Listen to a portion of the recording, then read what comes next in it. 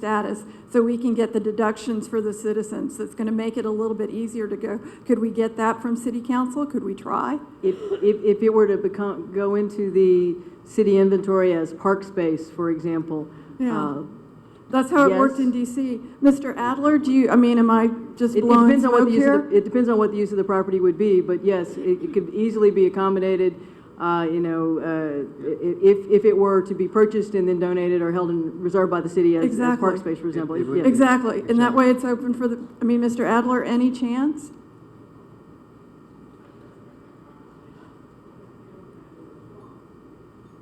We'd appreciate it. Thank you. Thank you.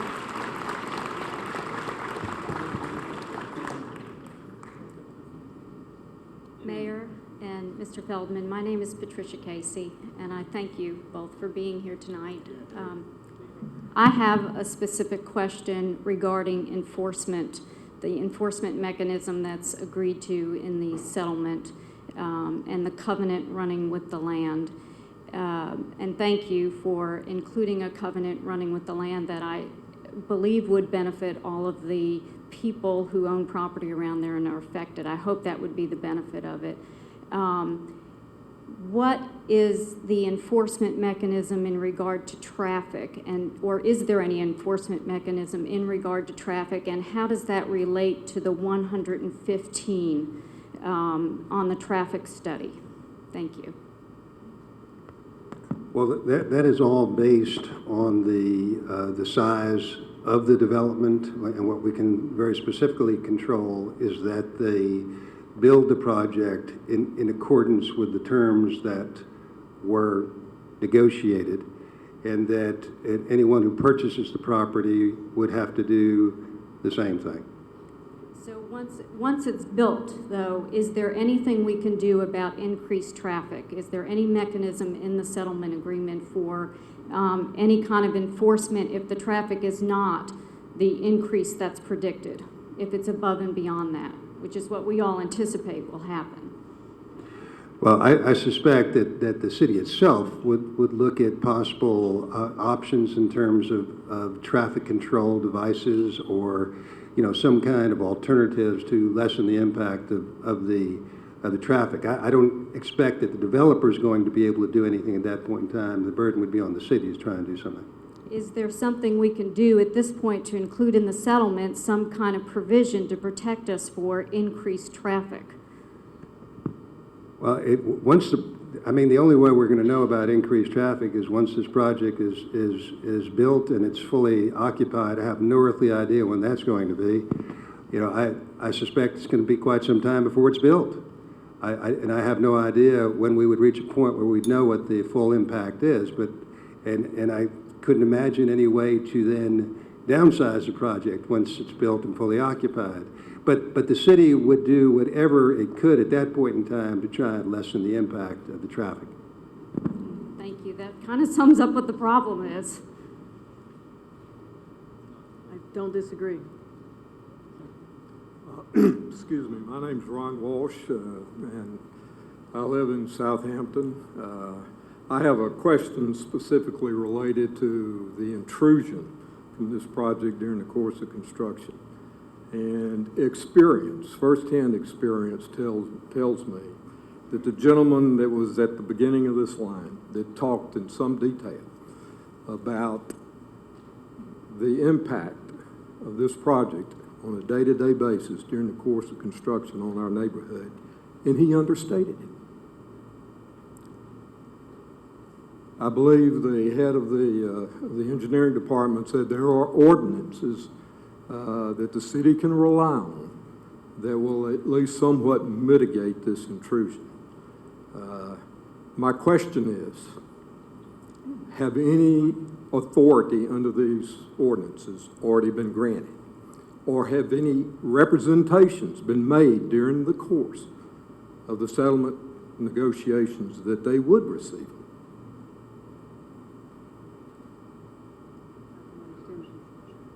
I'm sorry, neither one of us quite followed the question. Well, street obstruction. Is there an ordinance that relates to Yes. closing down streets Yes. during construction projects? Yes. Have they been granted approval already under those They ordinances? haven't brought a construction plan yet. Okay. So nothing, Are those, is there any open hearing process before they are granted approval to close down streets? they're not going to close any streets, but I don't know, They're going to They close sub- streets. I beg they- your pardon, Madam Mayor. They will close streets. okay. They submit a construction plan that has to be approved by the city. I don't know, and I'm going to ask Mr. Icken, whether, how public that is. I mean, once their plan is granted, it of course becomes public, but I don't know, any negotiations back and forth, how that works.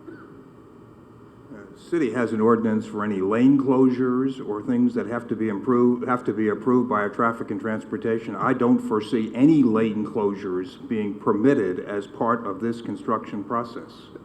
Will you, excuse me then, Mayor, will you commit to that right now in your administration, that there will be no lanes closed during the course of construction?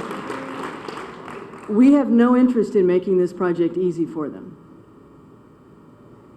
Yes, they will not, I beg your pardon, no, that is not a direct answer to my question. No, there is no reason to offer them a lane closure on Bissonnette. They have agreed to construct completely on site. Well, maybe we better define lane closure here then. When they start bringing trucks in to pour concrete, you're telling me they're not going to close, that they're not going to be allowed to close lanes? I can't see any basis for a street closure here. And look, we have ordinances. In order for them to obtain any kind of consent to do the kind of thing you're talking about, they would have to apply for and be issued a permit in order to do that. We don't have any obligation to treat these folks favorably. Our sole obligation is simply to comply with the law. They have to comply with our ordinances. If they can build the project complying with our ordinances, fine. If they can't build the project complying with the ordinances, that's their problem. And there are, look, I don't mean to get into a debate, so I just got one more question. There is no precedent. I'm asking the city engineer. There is no precedent that would allow that where the city in the past, because this is part of the problem we're in to begin with, there's no precedent where the city has granted lane closure permits for projects like this. Often, projects have a lineup of concrete trucks. We will not allow the lineup of concrete trucks to show up on Bissonnette. It's a two-lane road, and it has an important access to the medical center. Well, they're going to be on Ashby? Then you're going to put them on Ashby? Again, until we see what that plan is, we'll go through it, but it's not our intention to allow any lane closures as part of this. Good. I think that's on the record. Yeah. We expect them to abide by the letter of the agreement. They should expect us to abide by the letter of the agreement. It is not our intention to make it easy for them to do this, but we are going to use ordinances legally that we have in place.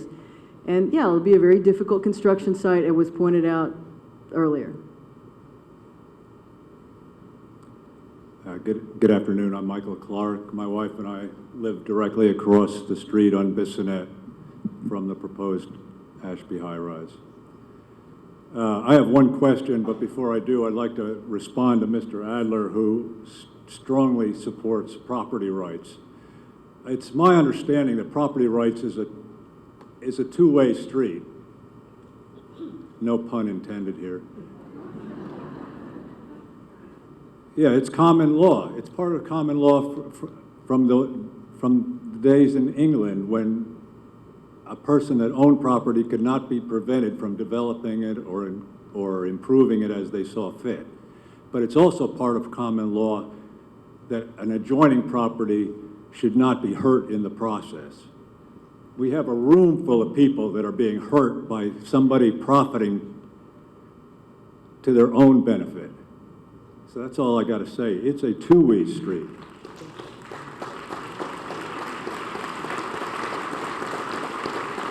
Beyond that, the city is being hurt.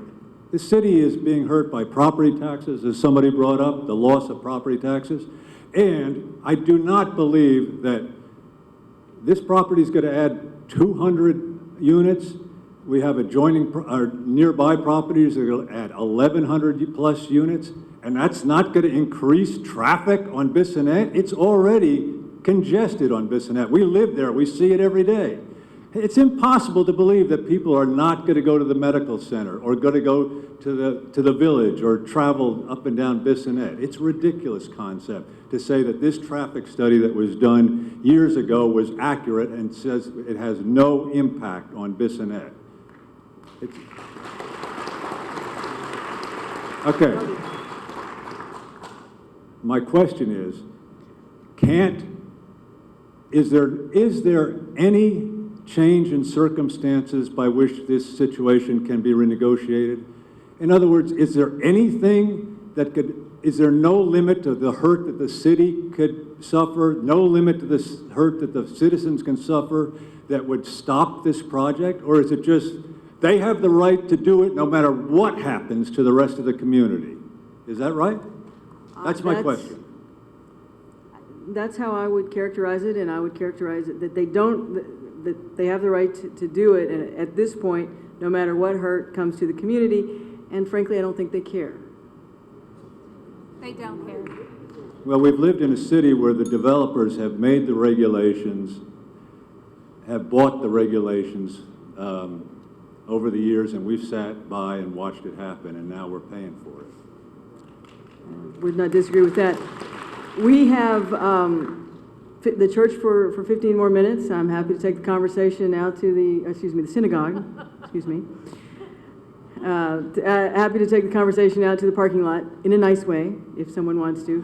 But the handouts, they're more of the slideshow presentation. Again, anyone who wants to be sent a copy of the settlement agreement, please sign up and with us as you leave, or let one of the city folks know. But we don't have a whole lot of time, so I'd really like to see if there's any other questions. Yes, ma'am. Is there a limit on the number of cars that will be allowed to park in that garage and park there? Is that in the settlement agreement? What with the capacity of the parking garage? Mr. Adler, do you know offhand what the capacity is in terms of the number of cars that can be held?